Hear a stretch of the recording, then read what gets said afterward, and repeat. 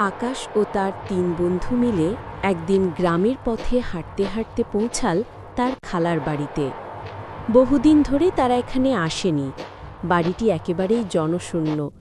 চারদিকে আগাছা, ভাঙাচোরা দেয়াল, দরজার কপাট অর্ধেক ভাঙা।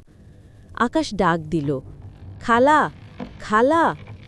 ভিতর থেকে আস্তে আস্তে দরজা খুলে গেল কড়কড় শব্দ করে। এক বৃদ্ধা মহিলার ছায়া দেখা গেল। তিনি মলিন কাপড় পরে দাঁড়িয়ে আছেন। তিনি মিষ্টি হেসে বললেন, আকাশ, এতদিন পরে এলে? এসো এসো, ঘরে এসো। বন্ধুরা ভেতরে ঢুকল। ঘরের ভেতর খুব ঠান্ডা, যেন বাইরে গরম রোদ থাকলেও এখানে শীতল কুয়াশা জমে আছে। টেবিলে গরম ভাত, মাছ, ডাল সাজানো। সবাই অবাক হয়ে তাকালো। আকাশের এক বন্ধু আসতে বলল, এতদিন পরেও খালা আমাদের জন্য রান্না রেখেছে।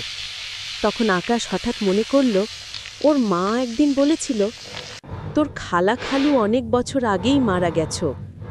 আকাশ কাঁপতে কাঁপতে জিজ্ঞেস করল, খালা, আপনি কি বেঁচে আছেন?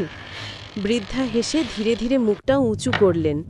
চোখ দুটো লাল আগুনের মতো জ্বলছে, দাঁত ধারালো, আর তার দেহটা আস্তে আস্তে কুয়াশায় মিশে যাচ্ছে।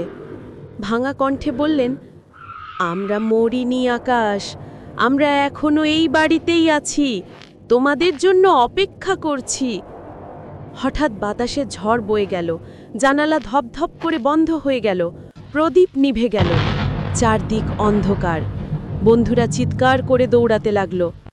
আকাশ শুধু শুনতে পেল পেছন থেকে তার খালার গলার ভয়ঙ্কর আওয়াজ, আকাশ, এসো, খেয়ে যাও, একবার খেয়েই যাও।